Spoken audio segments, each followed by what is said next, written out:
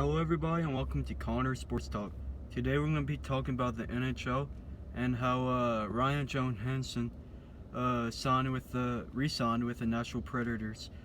So he signed with a 8-year deal worth $64 million in total. 8 years $8 million per year. And he's 24. So anytime you sign a player to an 8-year deal, it's fairly risky because you can't tell how a player is going to be 4 years down the line, never mind 8 years down the line.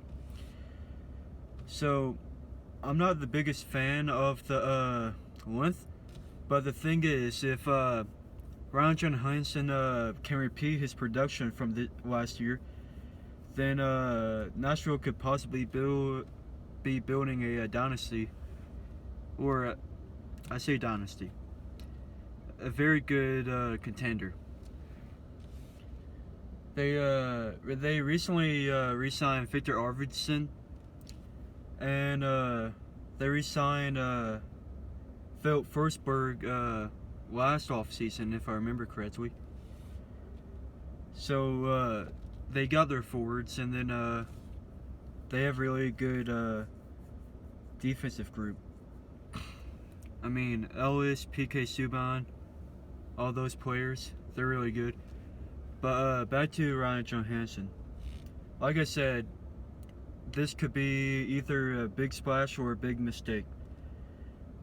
Mostly just based off of the contract length, really. And honestly, I don't know if I like the amount that they signed. So let's look at his stats. So in 2016, last season, he had 61 points, which is decent, but not. I think that $8 million is too much, really, for 60 points. And yeah, he's young and all, but he's not really too consistent.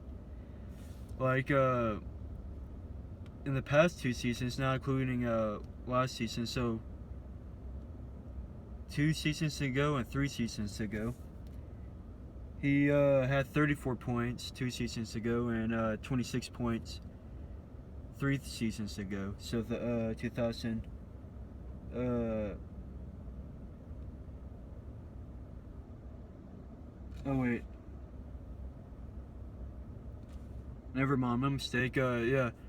So in the category I was looking at, 2015, 2016, he's put in 2 times because he was traded from Columbus. My bad.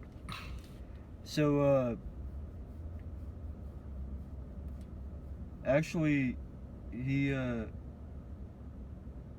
reached 60 points last season, so never mind about that. So yeah, I guess he is kind of consistent. He had 71 points in 2014-15, and 63 points in 2013-14. So yeah, that's fairly consistent. Never mind, forget what I said about him being inconsistent. I misread the info. But either way, I don't think he's worth $8 million in 8 years contract. I mean, he's a really good player, but like, I don't know. It's just a little steep, honestly. But can he raise up to the next level? I would think so. I think he's a very good player, but I don't know. I'm pretty sure that Sidney Crosby, the best player in the league, is making pretty close to that figure. I mean, to be fair, the cap raised a little bit from when he signed it, but still. And this also makes you look at the restricted free agents. He's one of the 3, or was one of the 3 big restricted free agents, along with David Pastrnak of the Boston Bruins and Draisaitl, I don't know if his first name, of the Edmonton Oilers. So, Draisaitl,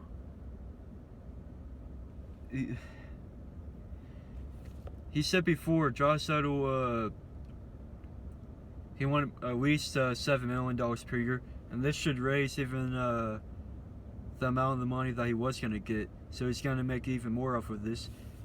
And you can assume that David Pastrnak will have something in the lines of anywhere between 5.8 and like $7.5 million per year. I do believe that David Pastrnak is better than Ryan Johansen at this point anyway. Pastrnak is only 21 years old. He just turned 21 this summer, I'm pretty sure. He was 21 last season, so sometime during the off season. So that's gonna raise David Pastrnak's value, which I'm not the biggest fan of, considering that I'm a Bruins fan.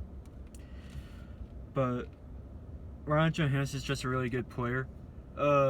He got injured against and I believe it was against Anaheim.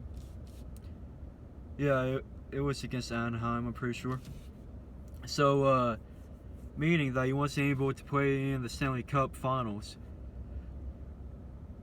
He would definitely made a difference in there, along with Fisher, their captain.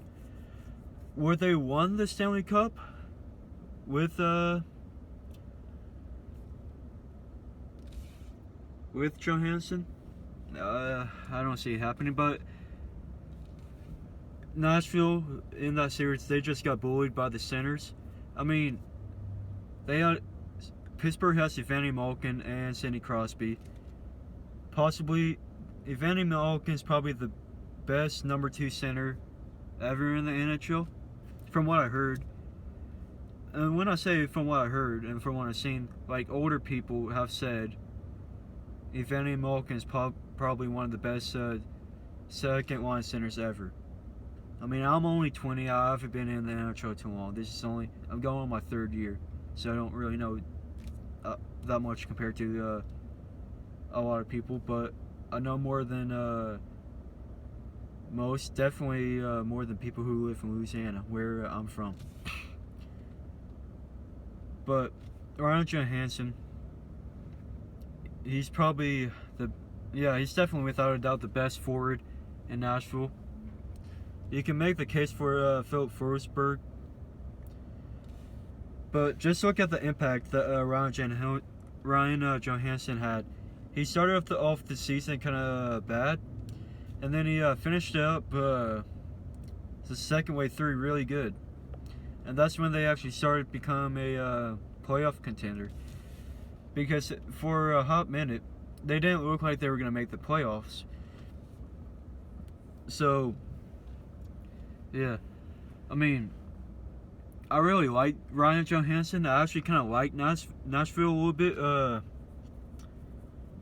Mostly because of Philip Forsberg and Ryan Johansen. So, I have nothing against Ryan Johansen. I just think that I'm not the biggest fan of the contract.